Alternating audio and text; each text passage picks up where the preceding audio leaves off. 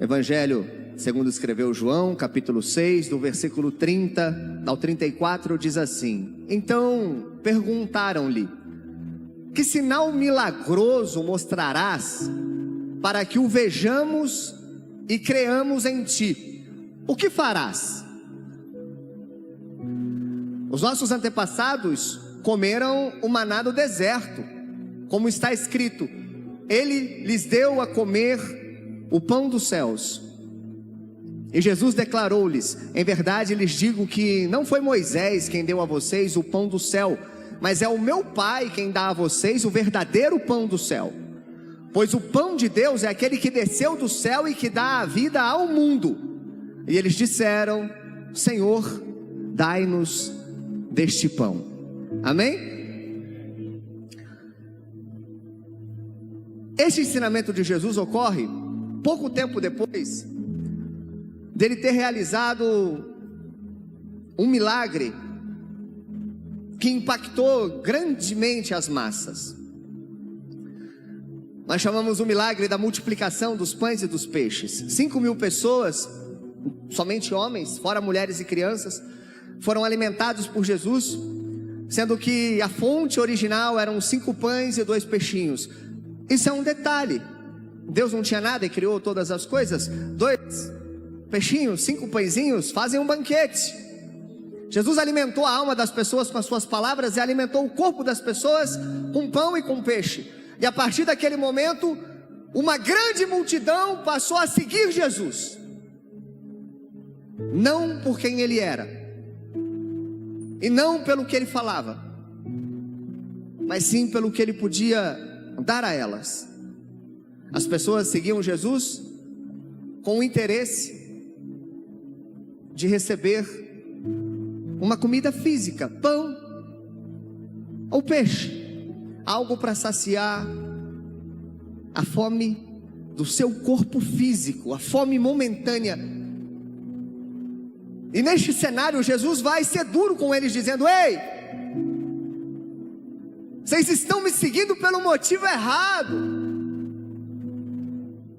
vocês estão me acompanhando, mas o coração de vocês está longe de tudo o que eu ensino e de tudo o que eu represento. Porque eu não sou alguém que vim trazer pão e peixe para você jantar, para você almoçar, para você fazer um lanchinho, voltar para casa e a sua vida continuar a mesma. Não, eu vim mudar a história daqueles que enxergarem além das aparências e de fato entenderem quem eu sou. Você acredita nessas palavras? Se eu disser para você que Jesus é o pão que desceu do céu, você acredita, amém? Jesus já foi servido na sua mesa? Alguma vez você acordou pela manhã para tomar um café e Jesus estava lá sobre a sua mesa? Você já viu Jesus? Você já almoçou com Jesus? Jesus já sentou numa cadeira ao seu lado? Você já viu com esses olhos carnais a personificação de Jesus? Eu ainda não tive essa felicidade. Eu sinto. Eu posso dizer que Ele está aqui nessa noite porque eu sinto a presença do Espírito Santo, mas eu ainda não vi Jesus. Eu ainda não vi mar aberto. Eu ainda não vi sarça pegando fogo e não se consumindo. Mas eu já senti aquele que faz a sarça queimar. Eu já senti a presença daquele que abre mar. Eu já senti a presença daquele que derrota exércitos poderosos. Mas às vezes a gente quer um sinal visível. E aquela multidão olha para Jesus e fala: Senhor, nós queremos um sinal visível. Tu está dizendo que é o Filho de Deus, mas mostra-nos um sinal. Que sinal vocês querem? E eles dizem: pode ser, por exemplo, o sinal realizado por Moisés no deserto.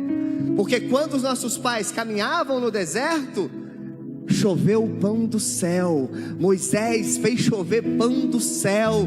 Ninguém vai contra este sinal. Não tem como desacreditar. Os nossos pais olhavam para o céu e viam pão caindo. Moisés fez isso. Faz algo parecido.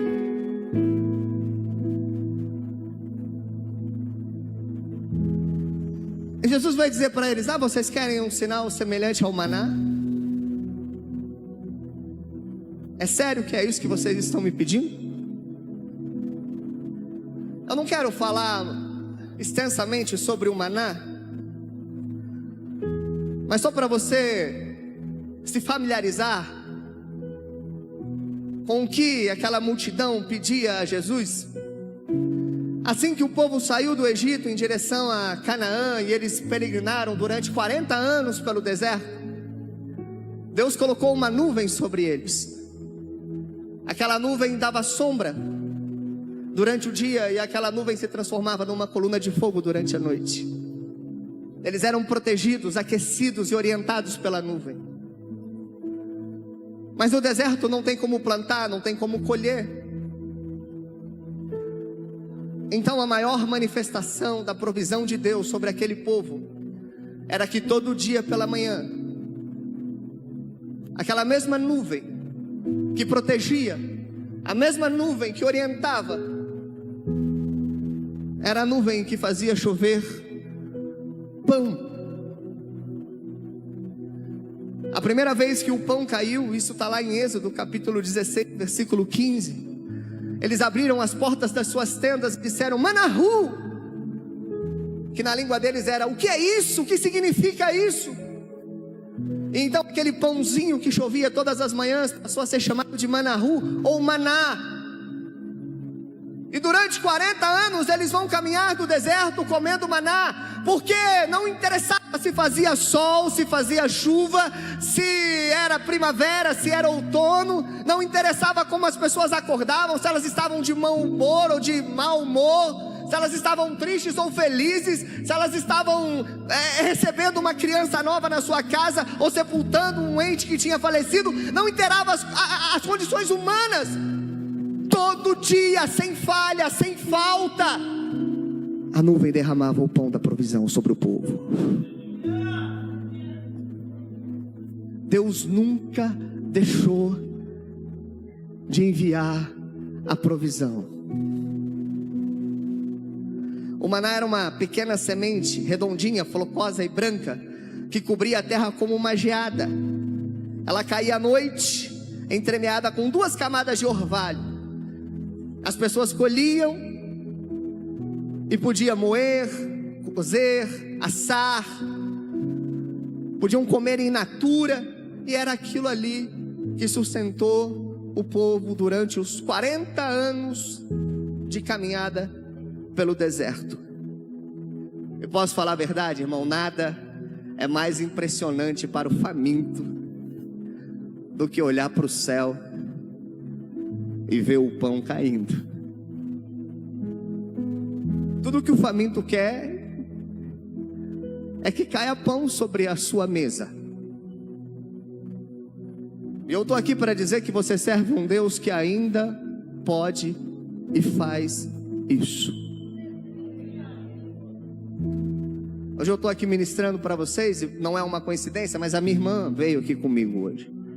Nós somos os mais velhos, a gente viveu os piores vales.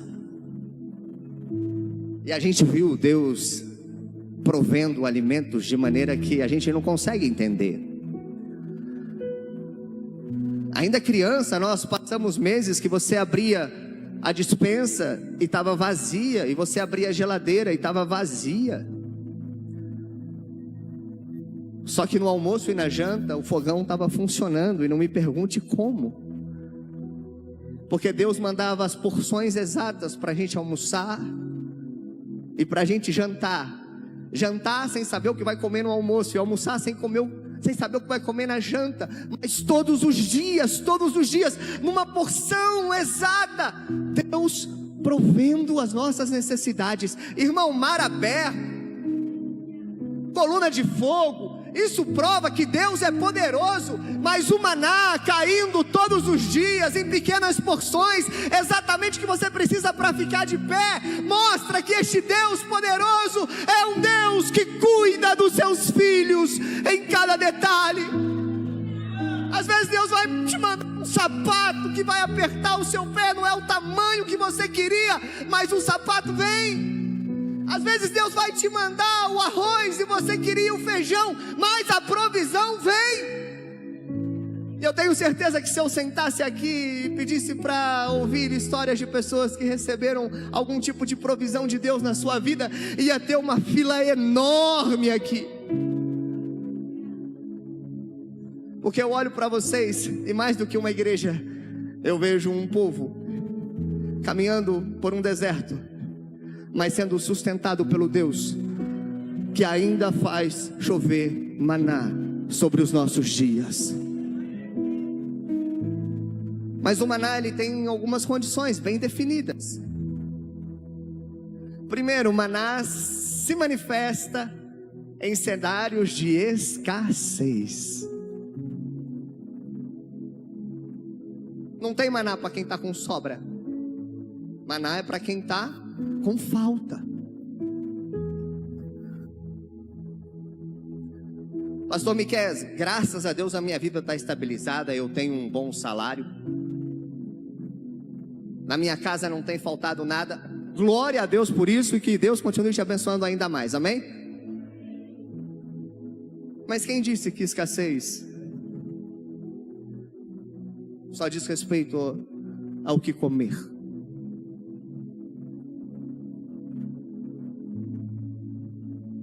Eu já ouvi empresários dizendo: eu daria todas as minhas lojas para eu poder usar o banheiro sem sentir dor. Existem períodos de escassez no nosso ministério. Existem períodos de escassez no nosso casamento, nos nossos relacionamentos, na nossa família, na relação pai e filho, na relação filho e pai, no nosso dia a dia, no trabalho, na nossa saúde. Às vezes a escassez está na mente, às vezes ela está no coração. Irmão, tem tantos cenários de escassez na nossa vida. Uma vez o povo de Israel fez a seguinte pergunta para Deus, Deuteronômio capítulo 8: por que o Senhor nos permite passar por tanta escassez? E Deus responde dizendo: eu permito que vocês passem a escassez, eu vos privo de muita coisa, para testar o que tem dentro dos vossos corações, se vocês estão prontos e aptos para viver as coisas maiores que eu tenho preparado lá na frente. Jesus pegou este mesmo ensinamento do Pai e o transformou numa parábola dizendo: ah, servo bom, foste fiel no pouco, e sobre o muito eu vou te colocar. Ô irmão, esse cenário de escassez não é porque Deus te abandonou, não. É porque Deus está te levando a um cenário aonde Ele quer desenvolver com você uma relação de dependência, onde você só vai ter como opção olhar para o céu e crer que o maná vai cair.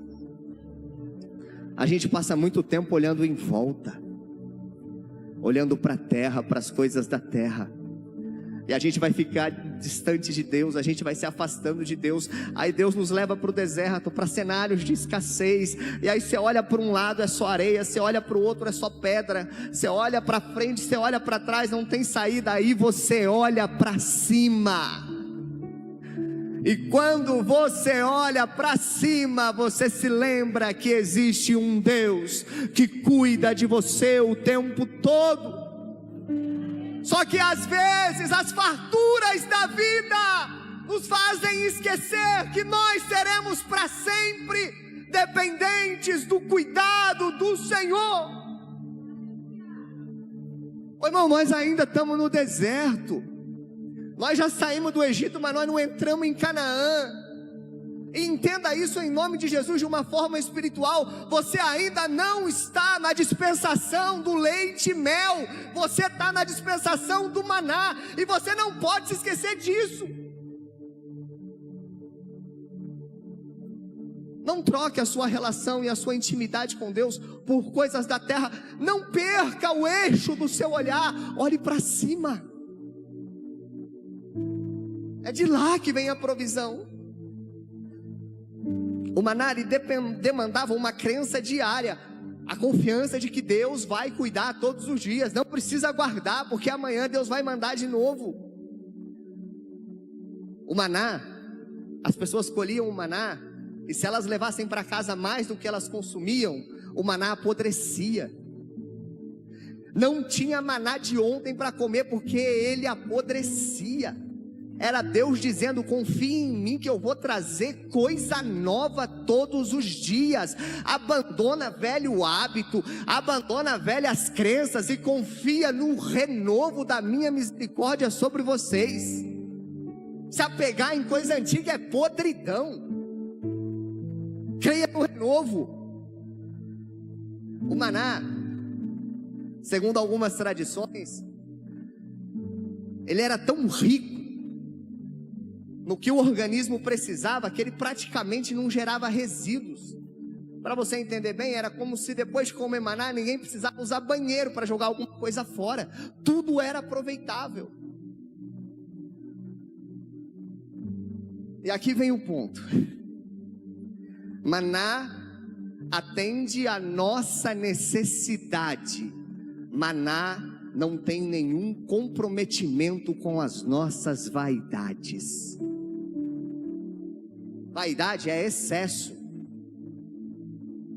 além do que eu preciso, mas eu quero. O maná não supre vaidade, mas a sua necessidade, o maná vai suprir. Irmão, eu fiz uma oração para Deus. Eu disse: Senhor, traga ao meu coração alguma explicação, para que eu entenda de uma forma muito clara o que é a sua provisão. Bom, Deus me deu uma frase, não é para você, é para mim, mas eu vou compartilhar ela com você, porque Deus me deu. E se você quiser entender dessa maneira também, amém.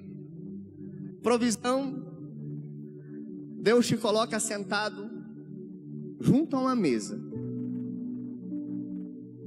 Só que Ele vai nessa mesma mesa e tira o cardápio dela.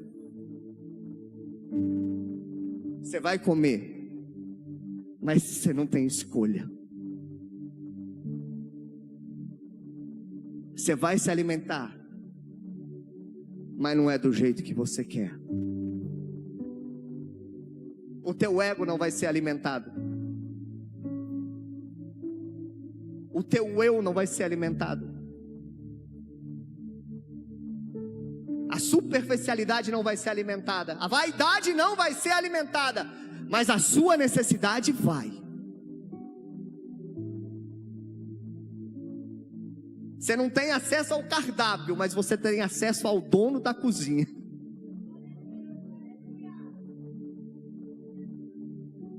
Ah, irmão, servir a Deus não é fila de self-service. Quem gosta de self-service aí? Eu gosto, irmão. Pastora Valquíria não, ela come por quilo, porque self-service é jogar dinheiro fora com ela. Parece passarinho comendo. Mas eu e o Nicolas, a gente gosta. A gente faz o gerente chorar. E self-service é maravilhoso, irmão. A gente pega só o que a gente quer. Eu como arroz e feijão todo dia. Para que eu vou começar pelo arroz e feijão? E a gente acha que o reino de Deus é o self-service, que a gente pega o que a gente quer. Ah, irmão, o reino de Deus é casa da cozinha da mãe da gente. Não sei como era com vocês, mas na casa da minha mãe era, né, Ru? O que tem para comer hoje, mãe? Tem chuchu e abóbora. Aí eu não gosto de chuchu e abóbora. Problema seu. Ou quer comer, come. Não quer, fica com fome. E aí, gostando ou não, ia lá a gente comer abóbora e chuchu. E eu confesso que o chuchu eu continuo não gostando até hoje, mas a abóbora eu aprendi a gostar.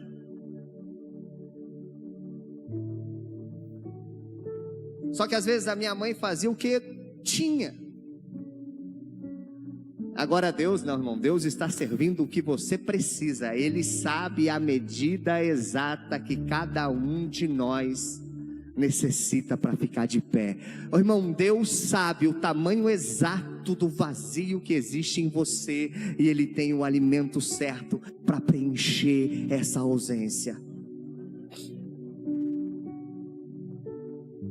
E o maná, ele tem posição geográfica, ele é para o deserto, ele tem tempo de começo e tempo de acabar, ele é para o período da peregrinação, e ele tem propósito definido, sustento.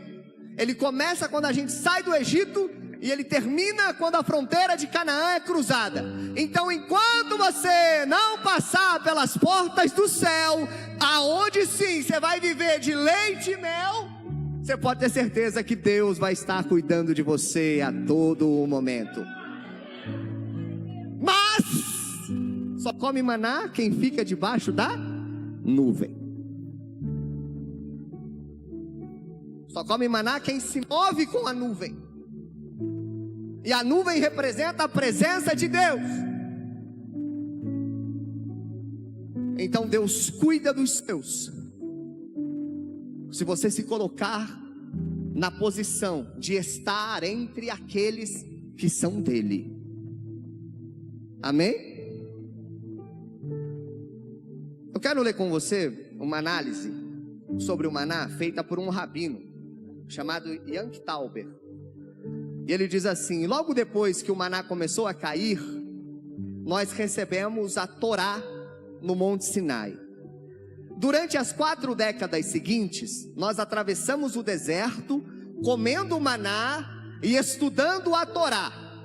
Isso é basicamente tudo o que fizemos. O Midrash é um método judaico de interpretação bíblica que busca aprofundar o significado da Torá através das histórias, das parábolas e das exegeses do povo judaico. A Midrash vê uma conexão direta entre a nossa dieta, a base e a nossa ocupação enquanto peregrinávamos, declarando que a Torá, a palavra de Deus, só podia ser dada a comedores de maná. Porque enquanto Deus provê, Deus também gera em você tempo para se aprofundar nas coisas do céu. Comedores de maná são leitores de Bíblia. Comedores de maná são oradores natos. Comedores de maná é gente que se quebranta. Comedores de maná é gente que frequenta o secreto. Porque quando Deus está provendo, Ele também está criando tempos de qualidade entre você e Ele. Porque não sei sobre a sua vida, mas eu posso dizer que nos momentos de maior escassez e nos desertos mais áridos que eu já atravessei, é nesses momentos que eu mais orei, é nesses momentos que eu mais chorei, é nesses momentos que eu mais busquei intimidade.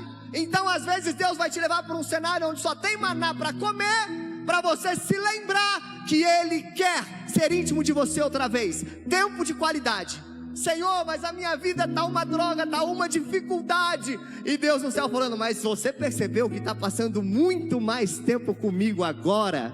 Então se você olhasse pelo ponto de vista do céu, a tua vida está melhor do que estava antes. Comedores de maná é gente que tem tempo para vivenciar experiências com Deus. É gente para quem Deus manifesta a sua palavra.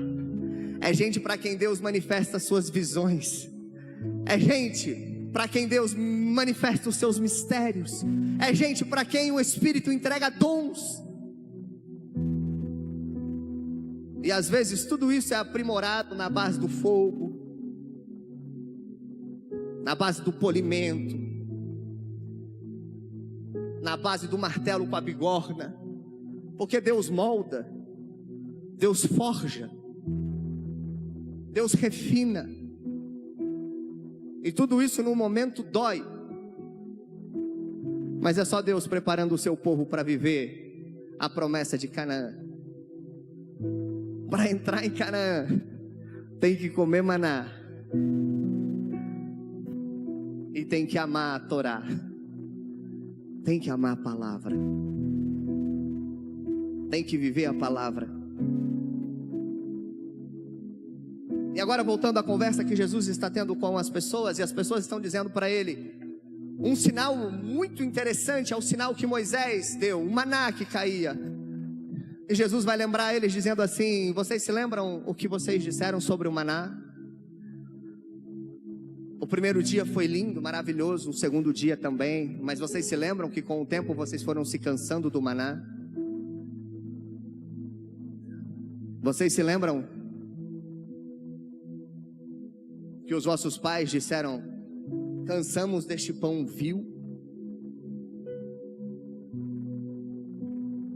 cansamos dessa provisão, mesmo ela vindo do céu, mesmo ela vindo do Pai? Vocês têm certeza que é o maná que impressiona vocês? Vocês que pisaram sobre o maná, que banalizaram o maná, é isso? Esse é o sinal que vocês esperam? Irmão, Provérbios 27, 5 ao 7 diz assim: melhor é a repreensão franca do que o amor encoberto. Leais são as feridas feitas pelo amigo, mas os beijos do inimigo são enganosos. A alma farta pisa o favo de mel, mas para a alma faminta até o amargo se torna doce.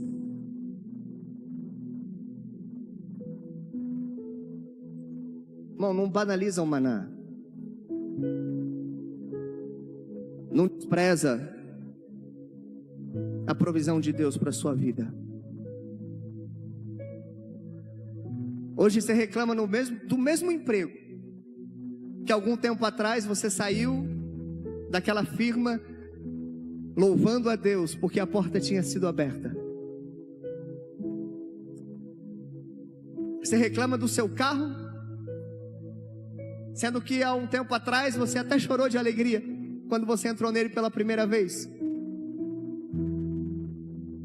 Você reclama da sua casa, mas se esquece da felicidade que foi parar de deixar aluguel. Não perca a gratidão pelas coisas que Deus já te fez. Ô irmão, não deixa o maná apodrecer não. Tenha uma gratidão nova todos os dias. Comece o seu dia agradecendo pelas coisas de sempre. É a mesma marca de café ruim, agradece. É o mesmo ovo frito, oh, que maravilha.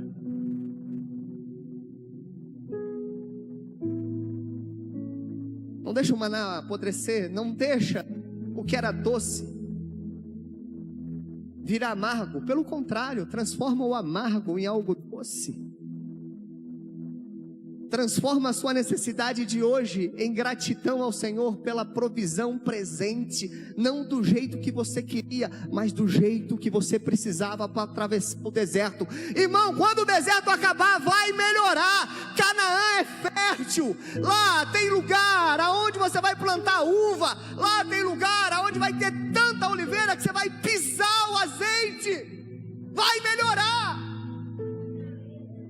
E o que você precisa para chegar lá é maná. E Deus está mandando maná. Seja grato pelo maná.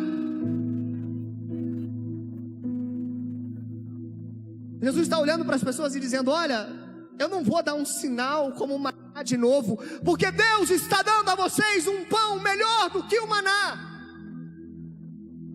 Ele não cai do céu, ele desce do céu.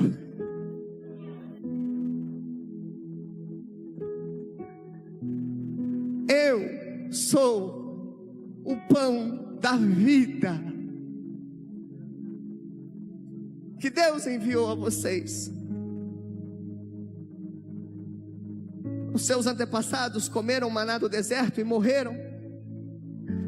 Todavia, aqui está o pão que desce do céu.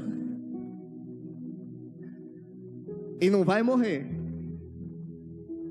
quem se alimentar dele. Irmão, é tudo sobre Jesus. Eu entendo que o maná, enquanto ele caía,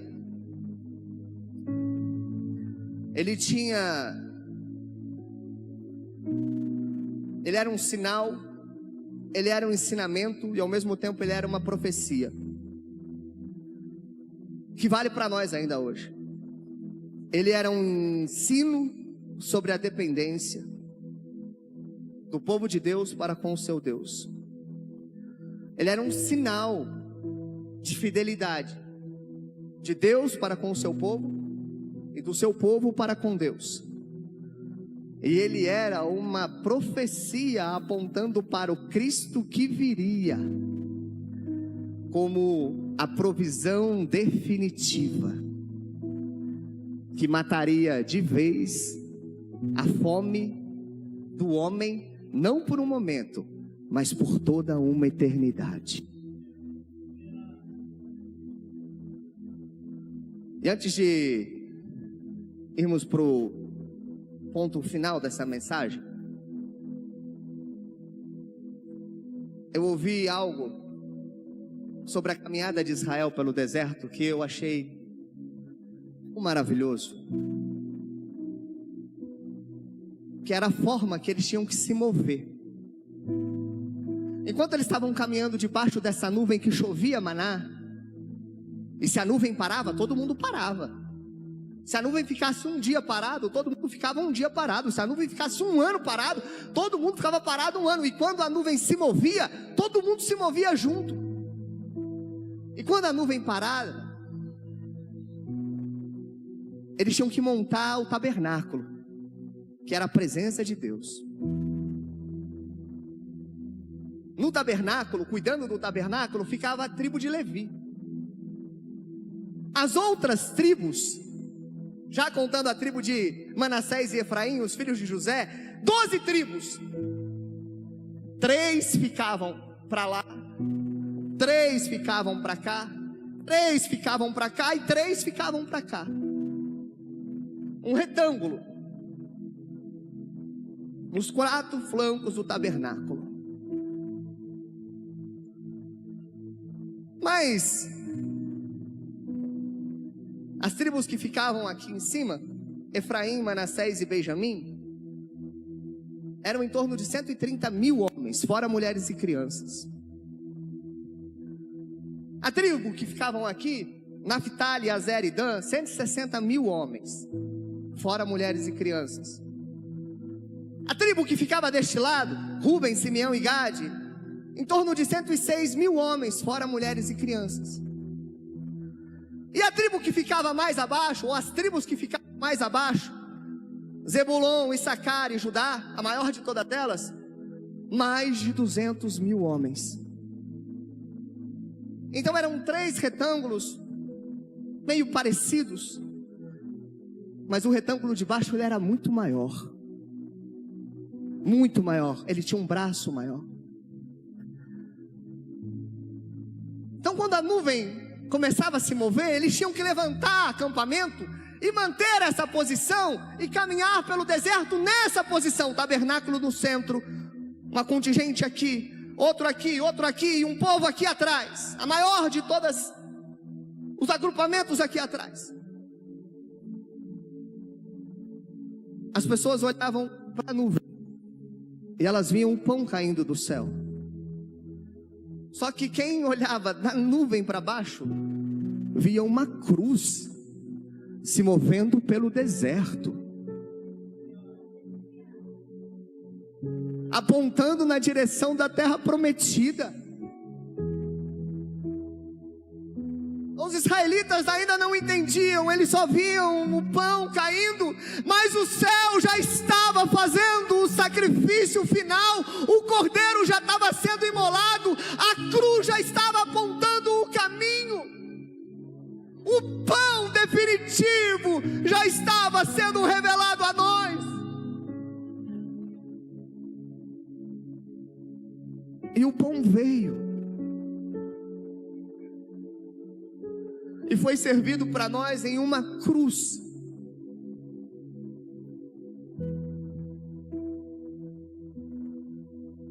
E você tem acesso a esse pão. E eu finalizo essa mensagem com a fala de Jesus no versículo 51, João 6, versículo 51. Eu sou o pão vivo que desceu do céu. Se alguém comer deste pão, viverá para sempre. E o pão que eu der a vocês é a minha carne, que eu darei pela vida do mundo. Primeiro Jesus vai dizer: eu sou o pão da vida.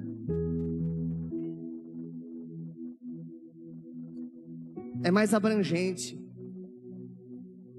Eu estou abrindo a possibilidade de vida para quem quiser. Mas nesse versículo Jesus é um pouco mais específico, porque ele diz: eu sou o pão vivo. E o pão vivo não era um pão comum. O pão vivo era um pão caro. Era um pão feito de grão germinado. Ao interior falando, germinado.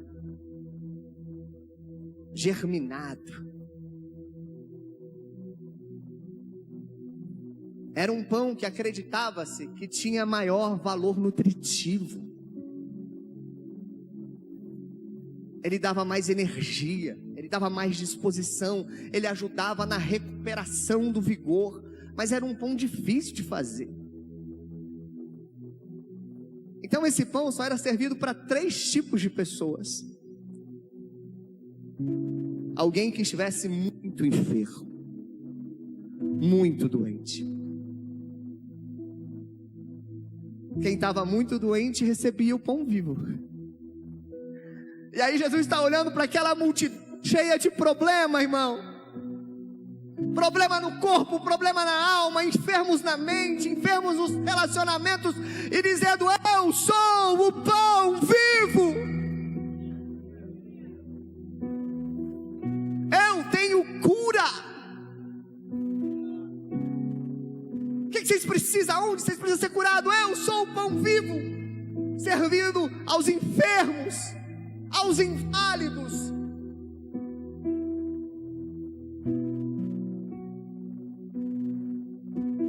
Outra categoria de pessoas que comiam pão vivo eram as mulheres que tinham acabado de dar à luz.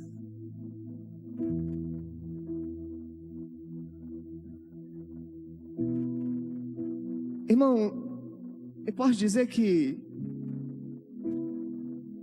eu estou olhando aqui para você, e espiritualmente falando, nós somos todos ovelhas de um rebanho. E quem gera novas ovelhas são ovelhas. Todos nós somos geradores. Aqui tem gente que trabalha com intercessão. Quando você intercede, o que você gera? Aqui nós temos os nossos ministros de louvor. Enquanto você louva, o que você gera? Nós temos pregadores da palavra. Enquanto você prega, o que você gera? Enquanto você ministra, o que você gera? Enquanto você evangeliza, o que você gera? As dores que você sente. Quando eu termino de pregar, parece que eu apanhei de rir, as minhas costas doem. E alguém já me disse: por que você não para? Porque se eu parar eu morro. Se eu pedir para você contar a sua experiência, eu sei que tem gente que vai dizer coisas semelhantes. Não é, bispo? Tem preço a se pagar, gerar, dói. Parir espiritualmente dói. É pesaroso, é cansativo. Quantas vezes Eu ou você já disse: Deus, eu não quero mais. Não, Deus, deixa outro no meu lugar, eu não quero ir. E aí Jesus agora está dizendo para nós: eu sou o pão vivo, servido àqueles que geram, aqueles que trazem luz. Se Deus tem cura para aqueles que estão enfermos, Deus tem renovo para você que está aqui dentro, mas está cansado. Para você que não aguenta mais essas contrações espirituais, Deus dizendo: eu sou o pão vivo. E a terceira classe que se alimentava de pão vivo eram os soldados que voltavam de uma guerra. E de novo, eu olho para cá, vejo ovelhas que geram, e vejo um exército que Deus levantou para marchar sobre a terra. Fileiras e fileiras dos valentes de Deus. Paulo diz que a gente não tem mais o direito de vestir roupa civil, porque a gente já se alistou para a guerra. Agora é militar. É lutar o bom combate.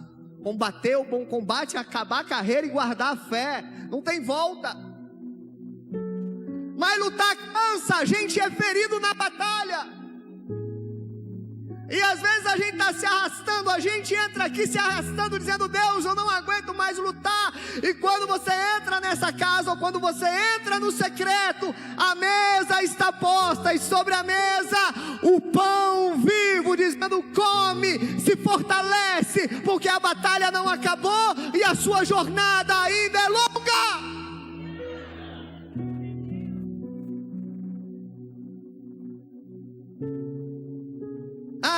O maná ainda cai, mas sobre nós ele cai de uma forma diferente. Não é mais um pão caindo no orvalho uma vez por dia, mas para nós ele se manifesta em Jesus, o Verbo encarnado, o Deus que se fez homem, aquele que caminhou entre nós, Emanuel, o Deus presente. Não é uma vez por dia, é o dia todo, a todo momento. Se você quiser, ele está aqui agora. Se você precisar, ele está lá depois. Se você o acionar, ele está nas madrugadas, ele está pela manhã, antes de dormir, ele está no seu trabalho, ele está na sua escola, ele está no seu carro enquanto você dirige, ele está na cozinha enquanto você faz a janta, ele caminha com você nas madrugadas, ele chora com você sobre o seu travesseiro molhado. O pão vivo presente, 24 horas por dia, servindo a todos, o tempo todo.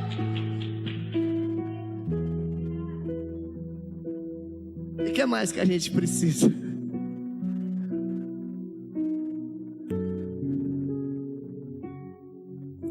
Busquem o reino de Deus, a sua justiça, e todo o resto vai ser acrescentado.